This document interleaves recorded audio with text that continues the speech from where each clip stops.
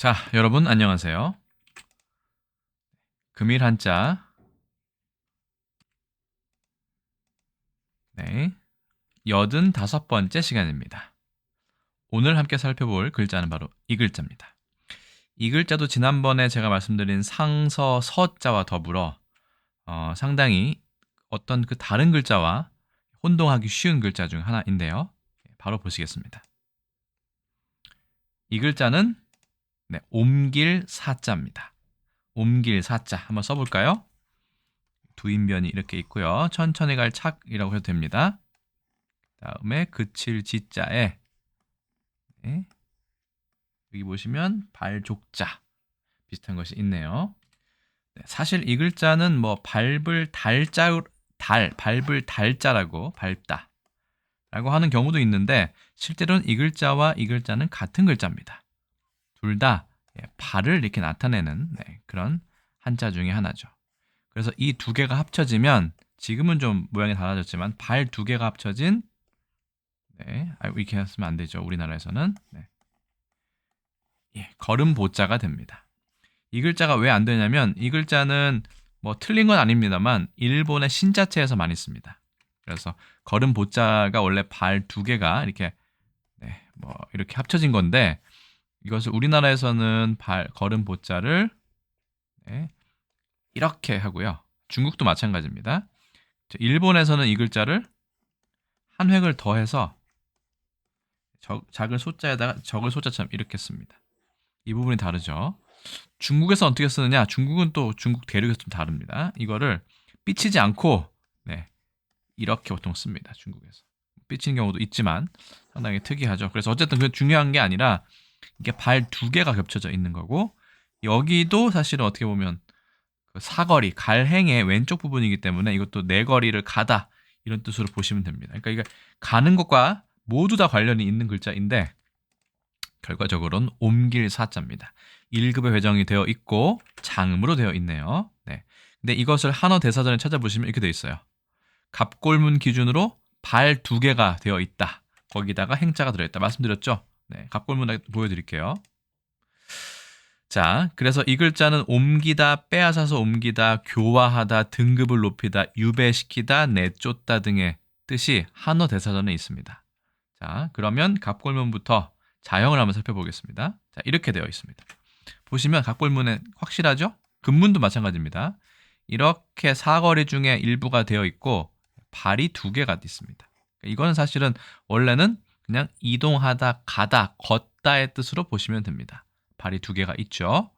그러다가 소전에 오니까 그칠 지자로 바뀌었고 해서로 오면서 이 부분이 이렇게 바뀌었습니다.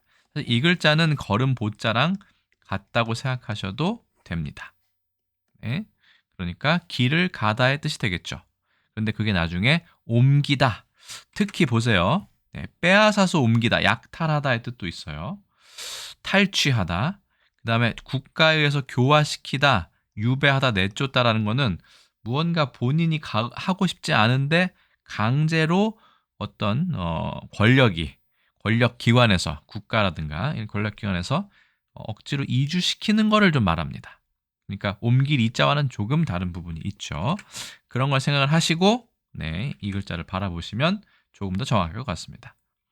동자와 고자들이 있는데 너무 복잡해서 이거는 설명을 따로 드리지 않겠습니다만 어쨌든 옆에 이렇게 갈착이 이런 형태로 되어 있는 경우도 있고 이런 형태도 있고 그칠 지자는 말씀드렸지만 이거는 그치다라기보다는 발을 뜻한다라고 보시면 될 것 같습니다. 이런 고자는 정말 신기하게 생겼네요. 자, 그러면 이 글자와 비슷한 글자를 한번 살펴보겠습니다. 옮길 사자와 비슷한 글자 어떤 것이 있을까요? 자, 무리도자입니다. 정말 비슷하게 생겼죠? 무리도자는 원래 뜻도 얘도 걷다였습니다. 왜냐하면 옆에 보시면 달릴 주자가 보이실 거예요. 그래서 이 글자는 무리도자 4급에 배정되어 있고 여기서 그칠 지로 들어가는 거는 아래는 똑같습니다. 이게 바로 옮길 사자입니다. 정말 비슷하죠? 저는 지금도 이 두 글자는 가끔 헷갈릴 정도로 두 글자는 정말 비슷하고 아주 쓰기에도 구분하기에도 상당히 쉽지 않은 부분이 있습니다. 근데 원래 뜻은 둘 다 발로 걷다 이런 뜻이니까 더더욱 헷갈릴만 하겠죠. 갑골문의 기준으로 보시면 이 글자는 이렇게 돼 있죠. 흑토자에다가 발이 있는 거예요. 그러니까 그냥 가볍게 걷다, 땅 위를 걷다의 뜻이 있다가 금문 이후에 조금 거를 척자, 이것이죠. 뭐 이렇게도 쓰고요. 이게 들어가면서 이 갈행과 똑같은 것이거든요. 얘도 마찬가지지만, 그래서 이 추가되면서 지금 이 달릴 주자 비슷한 물이 도자가 된 겁니다. 그러니까 사람이 그 길을 가다, 그래서 그런 물이 그룹이 됐다고 해야 될까요? 그래도 이 물이 도자의 자원풀이는 옮길 사자보다는 좀 불명확한 부분이 있습니다. 게다가 이 물이 도자에서 좀 특기할 만한 것은 이 물이 도자가 빌 공자, 비어 있다 이런 뜻이 있어요. 그래서 우리 도수 치료라고 하죠. 그래서 손수를 넣으면 도수, 맨손을 말합니다. 도수 치료. 특히 예전엔 도수 체조도 많이 있었는데 그 맨손 체조를 굳이 한자어로 바꾸면 도수 체조가 됐었거든요. 도수할 때는 그때는 물이랑 관련이 없고 비어 있다는 뜻이고요. 비어 있는 거는 공허한 거와 또 통하죠. 그렇기 때문에 헛되이의 뜻도 있습니다. 공허 비슷해서. 그래서 도로라면 해서 도로, 나무, 뭐 아미타불 뭐 이런 거 있었죠. 그래서 수고로 로자 했으면 이게 도로, 헛되이 노력했다, 힘을 들였다 할 때 이 도자는 또 헛되이의 뜻도 있습니다. 어쨌든 이건 나중에 무리 도자를 따로 설명할 때 다시 설명을 드리겠습니다만, 어쨌든 옮길 사자와 무리 도자는 구분을 하셔야 될 것 같습니다. 자, 그러면 그 다음 옮길 사자 한중일 삼국의 글자체가 다를까요? 결과적으로는 다르지 않습니다. 근데 중국에서는 이 옮길 사자를 시이라고 발음하고요. 타이완에서도 시이 발음하는데 어쨌든 간체, 번체 모두 똑같다. 일본도 같겠죠. 그래서 시, 우츠르 이거는 자동사로 옮다. 우츠스 이건 옮기다. 이렇게 해서 일본도 글자체가 똑같은 걸 알 수 있습니다. 자, 그럼 옮길 사자가 들어간 단어. 의외로 국어사전에 나온 단어가 그렇게 많지 않습니다. 특히 요즘에 쓰는 단어는 거의 이사 하나밖에 없죠. 첫 번째, 사변. 두 번째, 사의. 세 번째, 이사. 이게 제일 많이 쓰이죠. 네 번째, 천사. 사실은 이것보다 더 많긴 많은데 제가 아무리 봐도 요즘에 쓰는 단어 중에는 이사밖에 없는 것 같아서 6개까지 안 하고 4개만 가져왔습니다. 한 글자씩 보실까요? 단어 보시겠습니다. 첫 번째, 사변입니다. 이 변자가 상당히 어렵죠? 한번 써볼까요? 하나, 둘, 셋, 넷, 다섯, 여섯, 일곱, 여덟, 아홉, 열, 열하나, 열둘, 열셋, 열넷, 열다섯, 열여섯, 열일곱, 열여덟, 열아홉, 무려 19획입니다. 상당히 어렵죠. 그래서 이거를 이대로 그대로 쓰는 나라는 거의 우리나라밖에 없고, 물론 번체자에서도 씁니다만 번체자는 또 이 갈착을 3획으로 쓰는 경우도 있어요. 그러니까 우리나라가 아마 정자체가 가장 획수가 많지 않을까 생각이 들고요. 이 글자는 이렇게도 씁니다. 중국에서 간체자는 옆에를 힘약으로 바꾸고 하나, 둘, 셋으로 되고요. 일본은 이걸 또 칼도로 바꿨어요. 하나, 둘, 셋 이렇게. 다 변의 뜻입니다. 우리 뭐 밑변의 길이, 뭐 등변 사각형, 뭐 사각형, 등변 삼각형 이런 거 할 때도 변자가 이렇게 쓰이죠.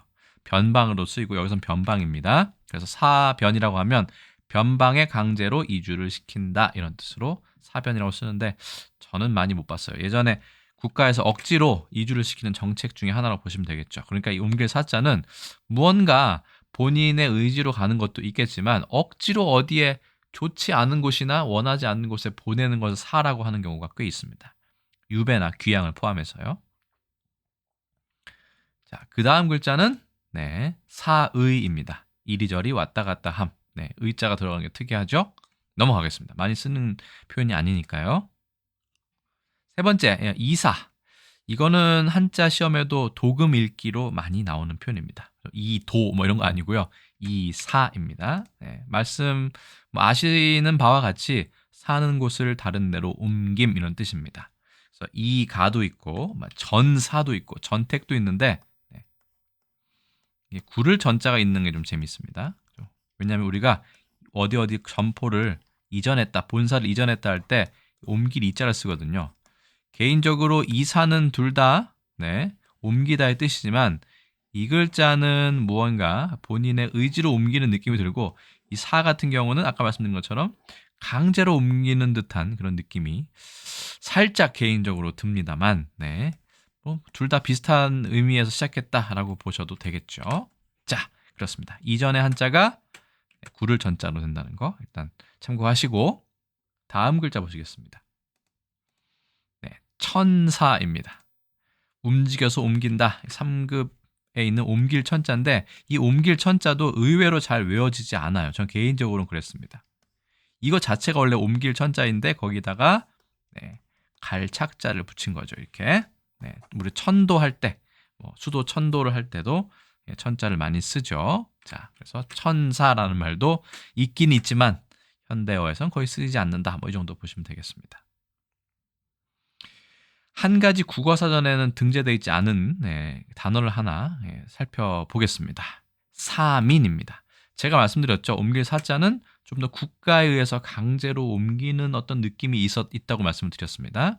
그래서 국가와 같은 정치 권력을 가진 지배 집단이 그들의 이해에 따라 피지배 집단의 주거를 강제적으로 옮기도록 하는 것.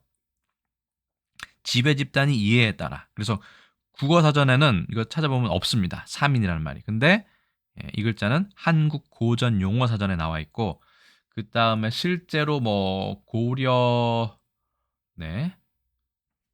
고려사 같은 데도 이 사민이라는 말이 등장하는 것으로 알고 있습니다. 그렇기 때문에 이 사민에서 사자는 확실히 강제로 이주하는 느낌이 확실히 들긴 하죠. 네, 옮길 사자. 그래서 사변, 사의, 이사, 천사. 우리는 이 이사 정도만 제대로 알고 있어도 될 것 같고요. 특히 어떤 글자랑 구별을 해야 된다고 말씀드렸죠? 네, 이거랑 비슷하지만 옆에 달릴 주자가 있는 공연이 비어있다의 뜻도 있는 무리 도자와 구별을 할 필요가 있다. 라는 부분을 다시 한번 강조해서 말씀드립니다. 자, 그래서 금일 한자 85번째 시간에는 옮길 사자에 대해서 1급에 배정되어 있는 옮길 사자에 대해서 알아보았습니다. 워낙 좀 헷갈리는 글자니까 다시 한번 써보면서 마무리하겠습니다. 하나, 둘, 셋, 넷, 다섯, 여섯, 일곱, 여덟, 아홉, 열, 열하나. 이게 옮길 사자가 되겠습니다. 또 잔소리처럼 들리시겠지만 무리 도자와는 조금 아주 살짝 차이가 나기 때문에 그 부분도 항상 유념해서 글자를 외우시면 좋겠습니다. 오늘 콘텐츠 여기서 마무리하도록 하겠습니다. 저는 또 다음에 다른 콘텐츠로 인사드리겠습니다. 여러분 안녕히 계세요.